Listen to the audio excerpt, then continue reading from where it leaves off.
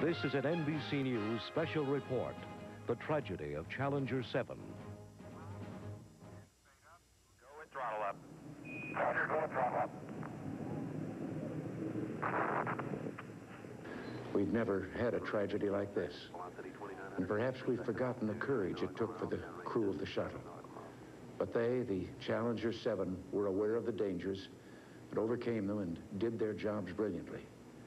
We mourn 7 heroes: Michael Smith, Dick Scobie, Judith Resnick, Ronald McNair, Ellison Onizuka, Gregory Jarvis, and Krista McAuliffe. We mourn their loss as a nation together. Good evening. I'm Tom Brokaw, NBC News in Washington. We have all seen those pictures so many times today, and the ending is always the same. The sickening, shocking realization that no one on board the shuttle Challenger could possibly have survived such a terrible explosion. And one of those on board was the schoolteacher, Krista McAuliffe, the mother of 2, chosen to represent all the nation's educators. Surely nothing would go wrong with her on board, but it did. The shuttle was about 1.5 minutes into its launch. In this position, it was being pushed along at about 3 times the speed of sound when the crew was told to push the main engines, which are located back here at the back of the shuttle, to full throttle. They're fueled by 500,000 gallons of liquid oxygen and hydrogen in this huge 15-story exterior or external tank. And at one point, it appeared to erupt. We're going to show you now some computer-enhanced pictures. We're going to show you just what, in fact, happened. NBC News graphics, using sophisticated computer techniques, has captured what, in fact, happened.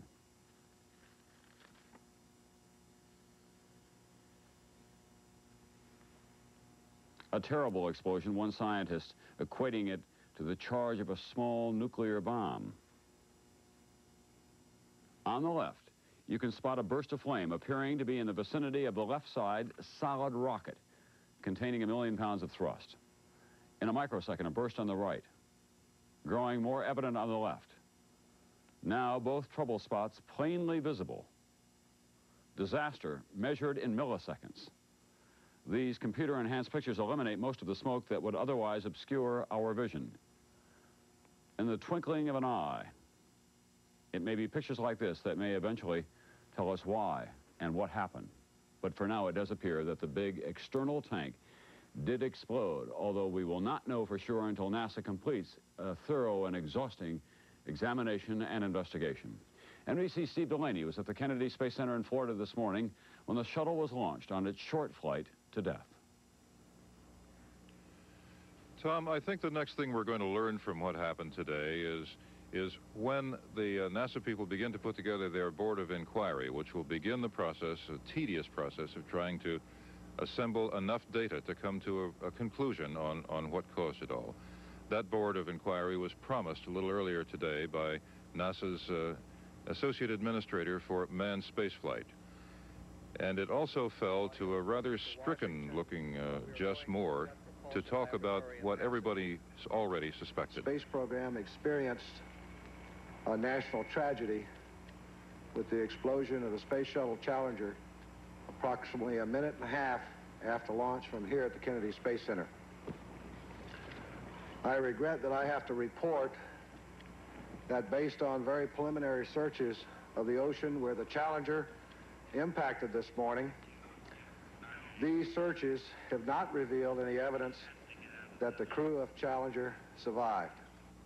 Moore also refused to be drawn into speculation that the television pictures might provide an answer. We will not speculate as to the specific cause of the explosion based on that footage. It will take all the data, careful review of that data, before we can draw any conclusions on this national tragedy. Tom, the data is already beginning to come in. They are collecting bits and pieces out at sea even this evening. They are impounding all kinds of records that were kept by the controllers at their various consoles, and they are naming specialists of various kinds of disciplines to look over all the available indicators to see if they can figure out what happened and why and where do we go from here. But that's going to be a terribly long process, one that will not satisfy the national need for a quick answer. There just doesn't seem to be one at this point. Steve Delaney at the Kennedy Space Center at Cape Canaveral, Florida tonight. NBC's Dan Molina, who covers the shuttle program for us, was at the Johnson Space Center, that's in Houston, Texas, when the awful realization swept through the control center there. Dan, you're there with a model like the one I showed just a few moments ago. The fact is that the space shuttle is launched effectively on a large Roman candle with all kinds of thrust and all kinds of potential for difficulty going on within it. More than 1 million parts altogether. Yes, that's very true, Tom. It's well to remember that when we talk about the space shuttle, we're talking about the most complex machine that man has ever devised. And it takes a great deal of thrust, as you say, to get the shuttle up into orbit.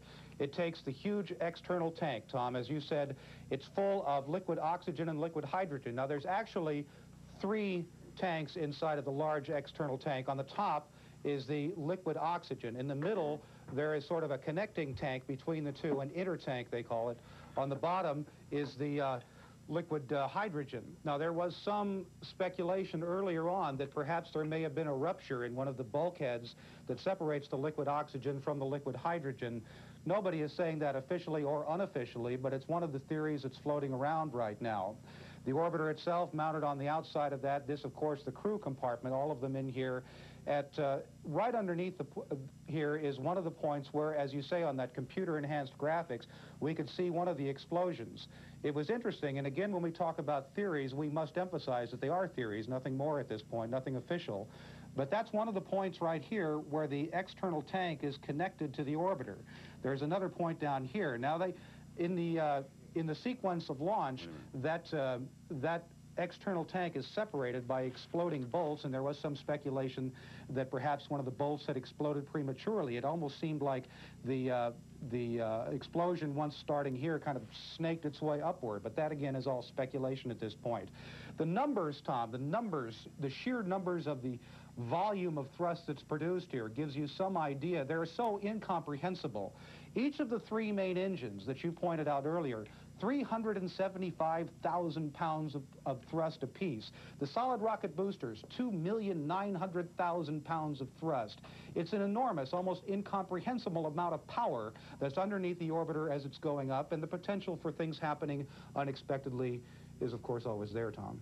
And, of course, there's nothing like a small explosion when that begins to go off, as it apparently did happen today, about 5 miles up in space.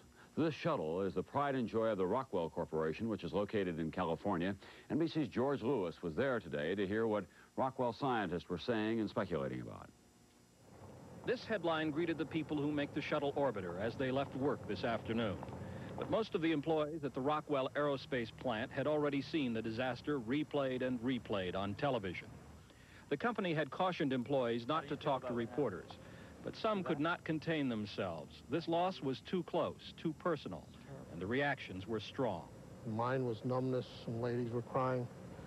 You know, not necessarily because $1 billion worth of equipment is gone forever, but 7 really brilliant and beautiful people got killed. William Roberts, an engineer on the shuttle program since 1973, openly speculated about the cause of the blast. We had a catastrophic failure of the tank. That's from what I've been viewing of the television films. And when you have that happen, the 2 liquids, the liquid hydrogen and the liquid oxygen, they become quite an explosive mixture. The shuttle's external fuel tank at the top in this picture appears to burst into flame at 2 different places.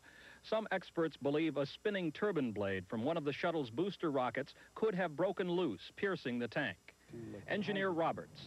You could have had an extreme pressure differential, and the common bulkhead could have failed. And if that fails, you have exactly what you see here. All the fuel could have mixed together.